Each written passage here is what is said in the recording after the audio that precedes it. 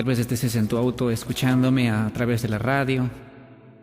Y ahí donde te encuentres, quiero decirte que eres la hermosura que Dios ha hecho. Eres lo mejor que el Señor ha creado. Querida iglesia, en esta ocasión vamos a entender lo que significa el perdón de Dios, pero antes vamos a comprender cuál es la misión de la iglesia. ¿Cuál es el propósito de cada cristiano aquí en la tierra? Al momento de Jesús partir, en Mateo 28:19, Jesús dijo una gran cosa: id y predicad. La palabra id es una orden. El Señor está diciendo que debemos predicar, debemos enseñar a que guarden las palabras del Señor y bautizarlos en el nombre del Padre, en el nombre del Hijo y en el nombre del Espíritu Santo de Dios.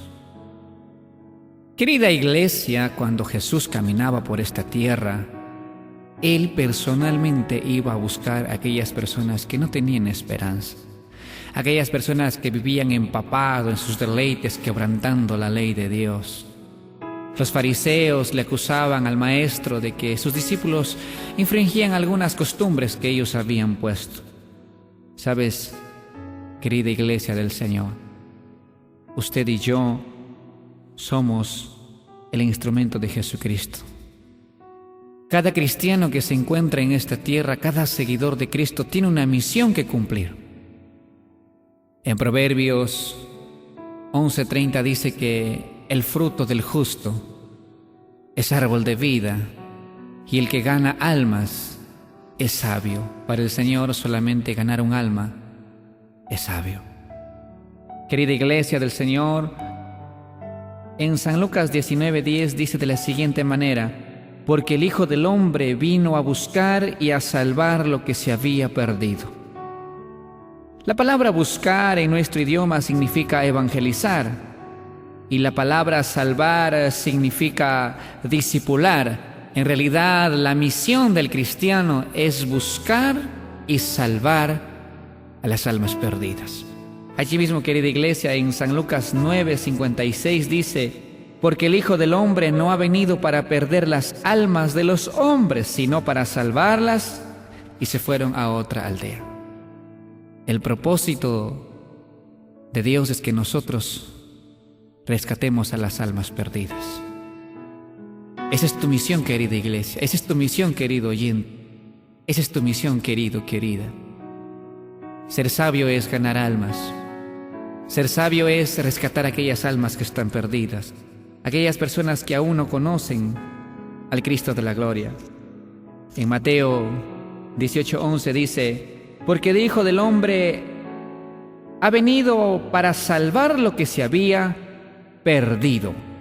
Jesús personalmente vino a buscar y salvar a las personas. Cristo Jesús no viene por paredes, viene por personas que guardan sus mandamientos, guarda sus palabras. En San Juan 3:16 dice: porque de tal manera amó Dios al mundo, que ha dado a su Hijo unigénito, para que todo aquel que en Él crea no se pierda, mas tenga vida eterna. Porque de tal manera significa de tal perdido, de tal borracho, de tal drogadicto, de tal fornicario, de tal adúltero, de tal adivino, de tal hechicero.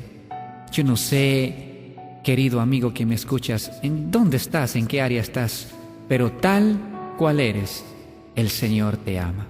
Y querida iglesia del Señor, nosotros debemos predicar a nuestros amigos, a los que aún no conocen a Cristo, no importa la condición donde esté, no importa la condición como se encuentre, pero sabes, el amor que Cristo puso dentro de nosotros, querida iglesia, es salvar, hacer entender que el camino de la salvación es Jesucristo, que nuestra esperanza es Cristo Jesús.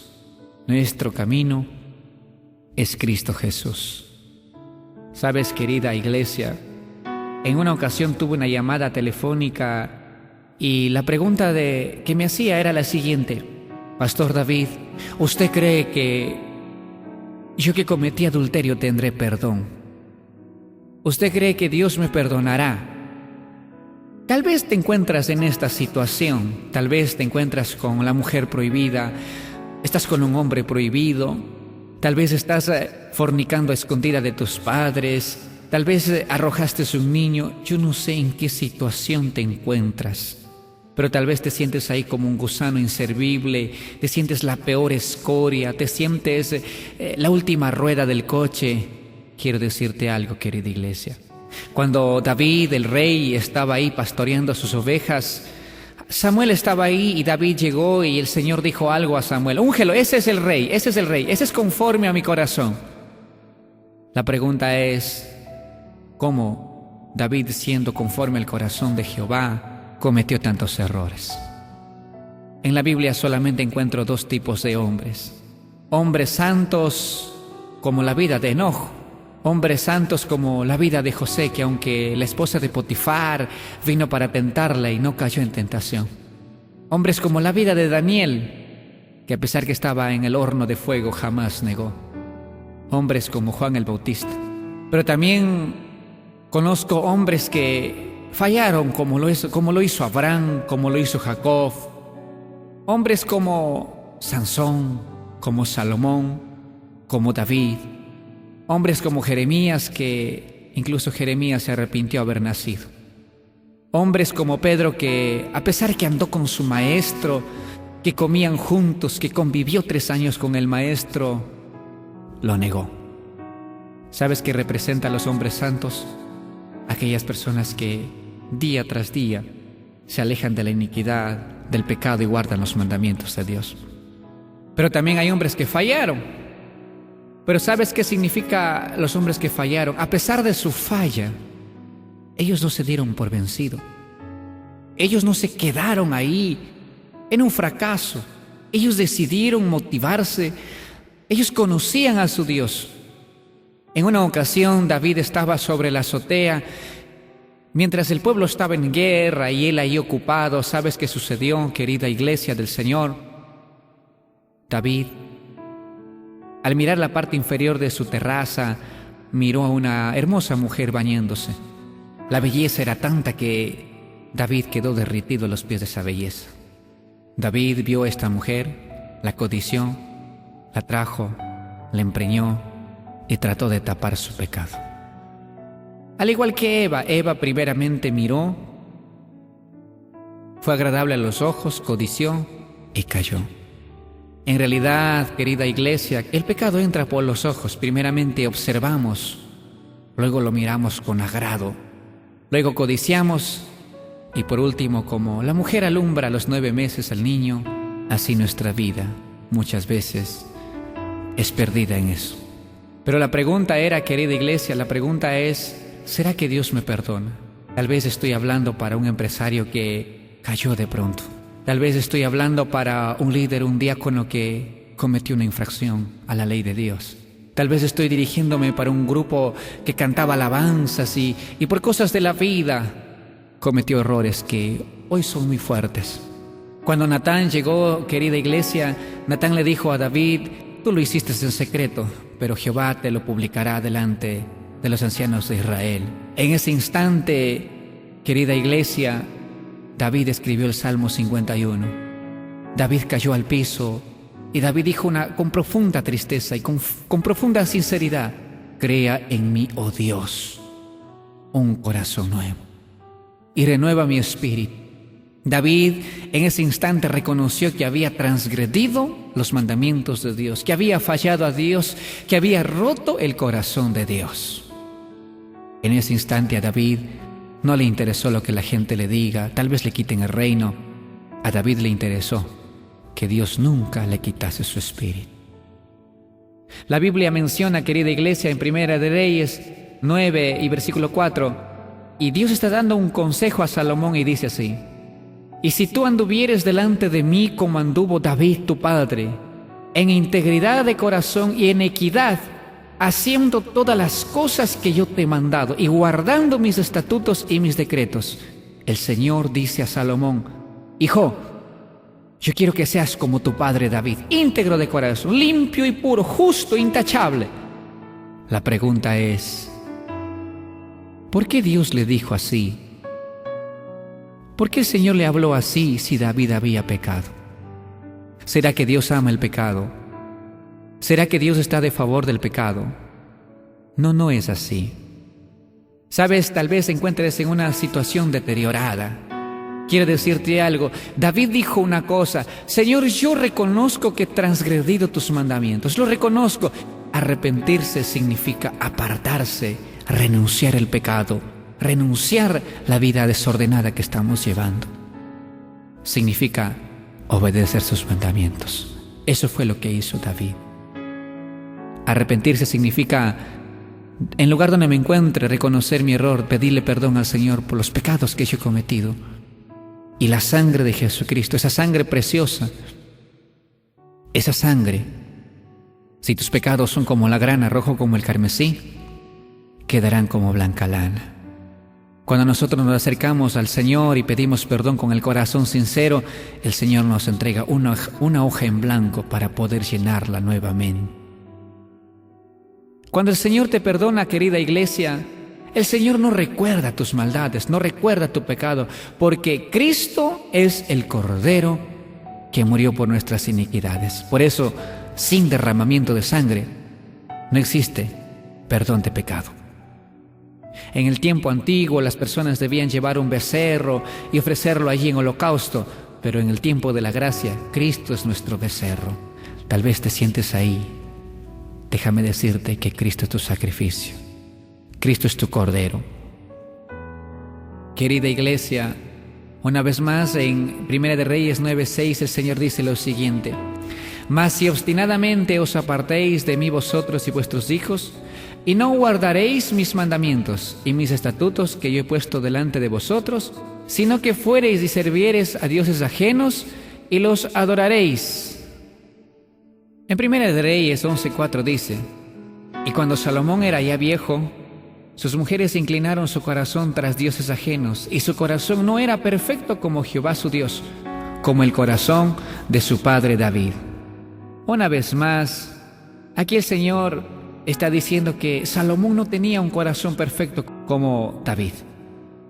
O sea, ¿qué quiere decir, querida iglesia? Que cuando nosotros nos arrepentimos, cuando tú te arrepientes y te alejas del pecado, Dios te perdona. Él te perdona. Ya no debes sentirte la peor basura, un gusano inservible, no debes sentirte el fracasado. No, anímate. Corre al Señor. Cristo es la salida.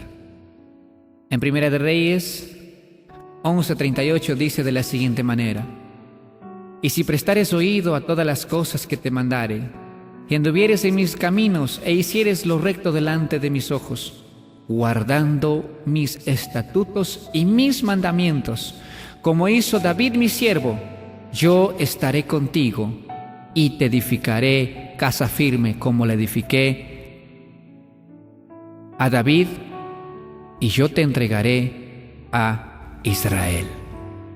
Una vez más, querida iglesia, Jehová Dios está alabando a David. Jehová Dios está diciendo que David era un siervo intachable, que David era un santo.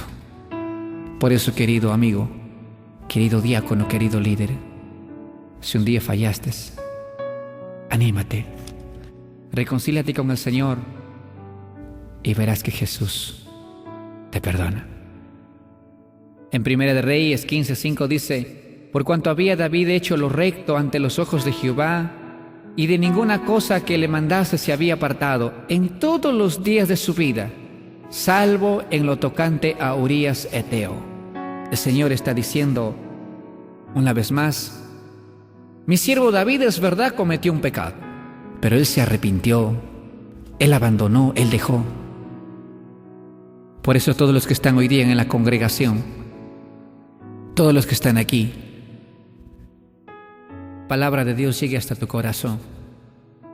Permite que el Señor ministre tu vida, que la palabra de Dios limpie tu vida y que Cristo Jesús con su sangre pueda limpiar. El apóstol Juan nos habla con tanto cariño cuando nos dice: hijitos, si alguno ha pecado, abogado tenemos para con Dios, a Jesucristo el justo. ¿Sabes? Cuando Juan el Bautista predicaba al maestro y predicaba arrepentimiento. En Lucas 5:24 Jesús dijo: el Hijo del Hombre tiene potestad en la tierra para perdonar los pecados. ¿Sabes qué cosa es pecado, querida iglesia? Pecado es infringir los mandamientos de Dios. Pecado es quebrantar los mandamientos de Dios. Primera de Juan 3:4 dice: y todo aquel que comete pecado infringe también la ley, pues el pecado es infracción de la ley. En el versículo 8 suena un poquito feo, pero la Biblia lo dice: el que practica el pecado es del diablo, porque el diablo peca desde el principio. Para esto apareció el Hijo del Hombre, para deshacer las obras del diablo. Querida iglesia del Señor, en realidad Jesús es nuestra esperanza. Jesús es el abogado, ¿sabes? Es el tiempo de la gracia. Cuando una vez estaba frente al juzgado, frente al juez y al fiscal, yo pude mirar a unos asaltantes ahí que eran culpables, pero ¿sabes? El abogado trataba de declararlo inocente, lo defendía a toda costa. Claro que esas personas también le dieron dinero al abogado. Pero ¿sabes? Nuestro abogado es Jesús. Pero nuestro abogado derramó su sangre allá en la cruz, su sangre tan limpia, tan preciosa. ¿Sabes? Ni todo el dinero del mundo, ni todo el dinero del mundo puede compararse a la sangre de Cristo. La gracia de Jesucristo, ¿sabes? Significa que es una oportunidad donde nosotros debemos crecer. Tal vez usted me diga: entonces, pastor, ¿puedo seguir pecando? No es así. En realidad, Dios es perfecto para perdonar el pecado. Pero Dios aborrece el pecado. Dios ama al pecador, pero odia el pecado. Él es bueno para extenderte la mano, abrazarte y motivarte. Las consecuencias de David, ¿sabes? Falló a Dios, quebrantó los mandamientos, él adulteró, él mató, quebró los mandamientos de Dios. ¿Dios lo perdonó? Sí, lo perdonó. Pero las consecuencias de David podemos leerlo en 2 de Samuel capítulo 12 en adelante. Su hijito que tanto amaba. A pesar que David ayunó 7 días, el niño querido murió. Podemos ver a la hija de David, Tamar. Su propio hermano la violó. Amón murió apuñalado por Absalón, y Absalón murió degollado por el mejor amigo de David. Esas eran las consecuencias del pecado. Sabes, querida iglesia, querido, querida, si nosotros cometemos un pecado, debemos pagarlo aquí mismo en la tierra. Dios te perdona por haber cometido adulterio, sí te perdona. Pero las consecuencias es: si eres pastor, ya no podrás ejercer el pastorado. Si eres presidente, ya no podrás ejercer el presidente. Significa que la consecuencia es eso.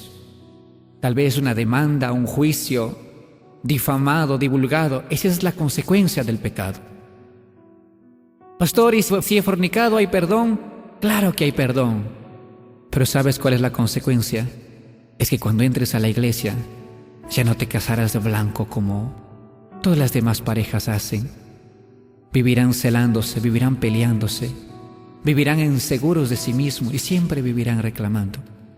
Por eso, querido joven, el mejor regalo que puedes dar a tu esposa, a tu esposo, es ser virgen.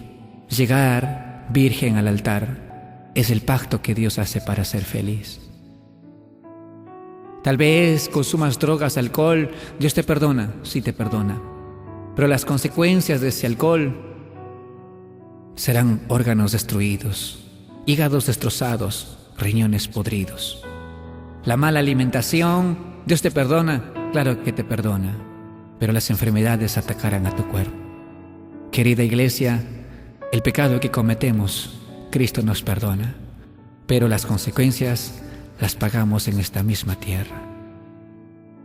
Amada iglesia del Señor, yo no sé cómo te encuentras. Yo no sé en qué nivel de vida estás. Pero si de pronto estás andando con una mujer prohibida, al salir de esta capilla, quiero que tomes la palabra y digas: todo lo puedo en Cristo que me fortalece. Si de pronto estabas deshonrando a padre y a tu madre, no obedeciendo, al salir de este lugar, tomes la palabra: todo lo puedo en Cristo que me fortalece. Tal vez estás atado a un vicio oculto allí, donde nadie te ve. Solamente tú sabes y Dios sabe. Quiero decirte algo. Un día cuando Cristo se convierte en juez, Juan 5:22 lo menciona. Cuando Cristo se convierte en juez, Él ya no nos defenderá, al contrario, nos juzgará. Querida iglesia del Señor, mucha gente dice: yo conozco a Dios. Santiago 2:19 dice que tú crees que Dios es uno, bien lo haces, pero también los demonios creen en Dios y tiemblan ante Él.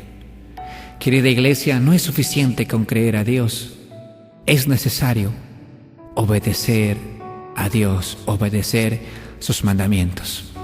Primera de Juan 3:24 dice, y el que guarda sus mandamientos permanece en Dios y Dios en él. Querida iglesia, si nosotros vivimos la palabra, guardamos los mandamientos de Dios, tendremos una vida de abundancia, una vida de excelencia. Anímate, toma fuerza, ora al Señor, pídele perdón por tus pecados, apártate de los pecados que has cometido, que estamos por cometer quizás, o ya los cometiste. Aléjate, conságrate al Señor. Y al igual que el rey David, seremos alabados por el Señor. Y el Señor un día tendrá el honor de decirnos: mira a Manuel, mira a Andrés, mis siervos. Por eso, querida iglesia, Dios le dijo a Salomón: si tú anduvieres delante de mí, como anduvo tu padre David, en integridad y limpio de corazón, yo haré casa contigo. Querida iglesia del Señor, que no te sientas abrumada, no te sientas culpable. El Señor Jesús te ama, te perdona y te salva, tal cual eres, así como estás, destrozado, acabado, con una soledad profunda ahí en tu interior, cansado, sin esperanza. Así el Señor te ama. Ya no te sientas culpable, perdónate a ti mismo, porque la sangre de Cristo es poderosa para limpiar nuestra maldad, nuestra iniquidad. Querida iglesia, aceptar a Cristo es aceptar la vida. Aceptar a Cristo es aceptar la bendición. Aceptar a Cristo es triunfar.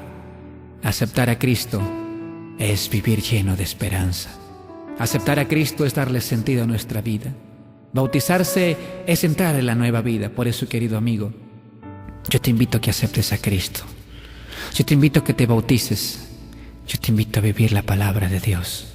Y Cristo Jesús habrá derramado sobre nosotros la vida abundante que Él posee. Querida iglesia, una hermana vino a mí y dijo: pastor, hace 20 años cometí un error. Y en una aventura quedé embarazada y mi esposo piensa que mi hijo es de él, pero en realidad no es de él.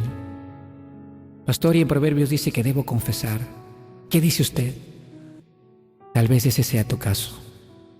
El Señor jamás destruye. Si cometiste un error de esos, debes confesar solamente al Señor, pedir perdón, y tus pecados ya están pagados por la muerte de Cristo, por el derramamiento de la sangre de Cristo. Da un paso al frente, por favor.